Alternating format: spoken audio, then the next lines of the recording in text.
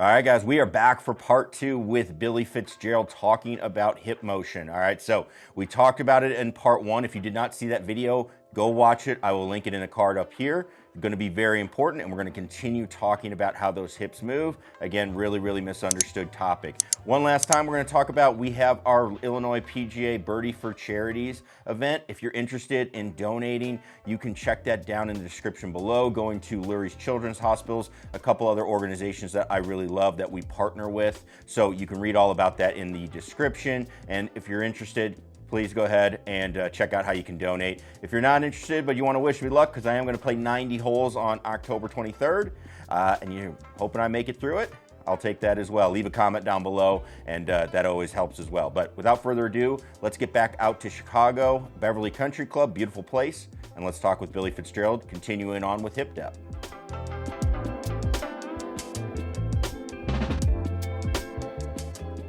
So when we start to transition forward, and again, where we left off with the backswing and how this right hip socket, and again, this right hip socket makes it possible for me to get left. This depth in my hip actually makes it easier, and I have more leverage to get up into this left leg.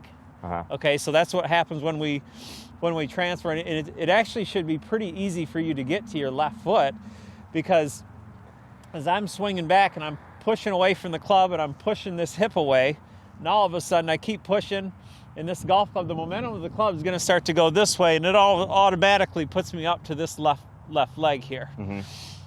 Now we're just going to do the same thing on this side that we did in the backswing. Right. Scott, so again, we've got our tilts are going to be the same.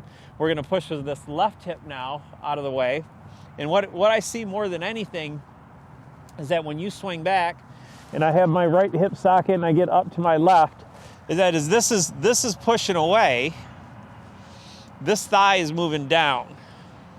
So let me say that one more time. As I get to the top of the swing, Scott, and you've heard the word, back into the target, or you feel like you're almost sitting or squatting. You see some of the best players in the history of the game have had really good squats, and what that is that once we get up to our left side, from the transition, is that this left hip pushes back and this right thigh moves in, but I'm almost feeling like I'm pushing back to my right. So once I get up here, my left hip is pushing back to my right. So my right is not going forward. It's moving parallel to this ball. Right. Yeah, if anything, that right, when you just did that, it's moving forward towards the target, but it's definitely, we have our yellow stick on the ground there.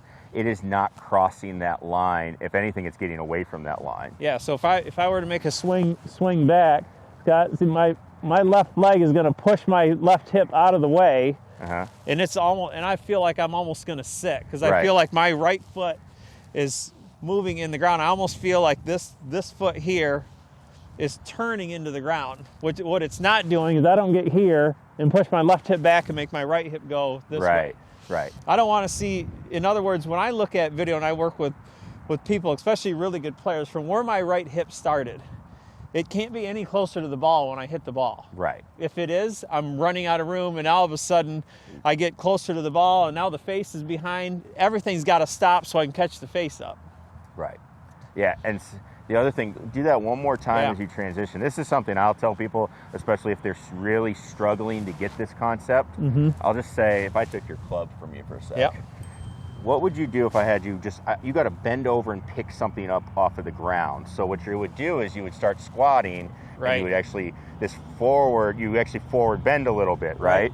So that's just something you see as well. Again, I like to focus more on the lower part, but you do see that in the upper body as well. It's almost like you're going to sit and lower that body into it a little bit too. So you might even see your head go down a little possibly. But. Oh yeah. With the good players, almost always, Scott. And I think that's a great point that you make, is that it's when you talk about almost bending down, and it's where my hips, as my hips go back, of course I'm going to go down this way. So what we see is that people stand up, so their hips get closer to the ball, and they go up. So again, you're not, where my tilt's gone, they're gone. Right. I'm not going around my spine angle anymore. So once you get up here, you know, you feel that left hip push away and that right leg work in, and now I'm right back to impact. Yeah, and now we're in that spot. And again, it all starts from where are you trying to get to at impact, and then build your swing around that. I think too many times people do magic motions. Hey, Right. I'm going to move my hips. I'm going to do this. I'm going to do this. And that's going to create this magic impact for us. And instead, work on your impact, and then how are you going to add these motions to get there, as opposed to the other way around, just hoping it happens. Yeah. Essentially. So right. You look at these again. You look at these shoulders when I stand up and down, and this is big time for people that have back problems. Yeah. I mean, this is how people get hurt. Is that if I'm standing in a barrel here, Scott, and my hips are going back and forth, we're talking about rotation here, right? There's no pressure on my back when I do this. Right. Well, we don't play golf like this. Right. So we play it from this position. Yeah. Okay, so when I swing back, my right side goes up, my left side goes down. When I swing forward, my left side goes up, my right side goes down. Yeah. So I keep those parallel. My hips and Yeah. shoulders are parallel. Here's what happens with people that have, you know, back problems is they get here, see, and they have these tilts, but their right hip gets closer to the ball. Yeah. See, and all of a sudden my hip's closer this way and my shoulders are tilted this way, and that's doing this to my spine. Right. Now you got issues. And one of the most famous cases, and he's actually playing a lot better this year, Jason Day, right? Yeah. And he used to be notorious, I'm going to keep everything very still, move these very little on the lower end, and now he's freeing it up and he's playing some of his best golf.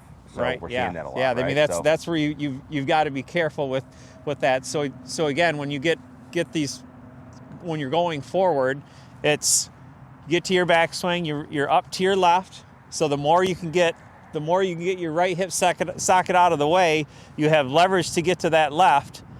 That left pushes out of the way while your right foot is moving this way. Right. It's going into the ground, and I it pushes. almost feel like I'm moving back. Yeah, and the same thing as we talked about in the backswing is that push up. Yeah. And it's basically, you know, you're pushing straight up your leg, which is actually on the side of your body. Right. So if you know anything about torque, that's what creates that turning motion. That's what you see, but you're not doing it. It's happening. You're pushing along the body, and that's going to make it look like it rotates, which it does, but it's just you're not doing as much of that as you think you need to. Yeah. You're not doing the spin, we'll say. Yep. Okay. Yeah, that was the one other thing that I wanted to kind of show you. Bring this back in here. Mm-hmm. Scott, again, if I get this in here, and let's say, and I think a lot of people do this. They draw a line on the back side of the golfer when they're taking a video, right? Yeah. So if I just stay on that line, Yeah. right? If I just stay on that line, so I'm staying on that line. It's harder to, with this, but if I'm just staying on that line with my hips, I'm still moving into that ball. Right. Okay, so when you draw that on the backside, you want to make sure that if you're using your hip sockets properly, that right hip socket goes back, I move up left, and my left hip socket goes back. So you're spending a majority of the time behind that line. Yeah.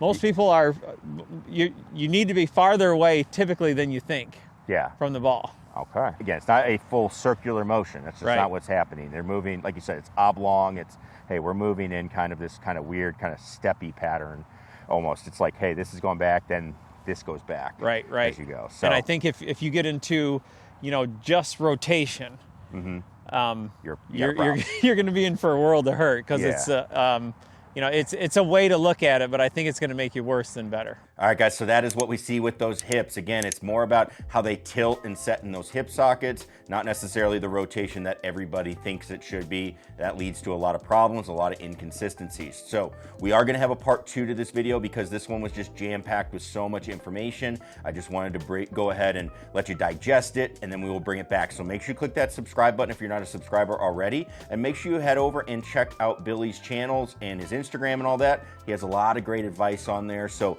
I will link all of that down below. Again, thanks everybody for watching. We'll see you in the next one. Peace.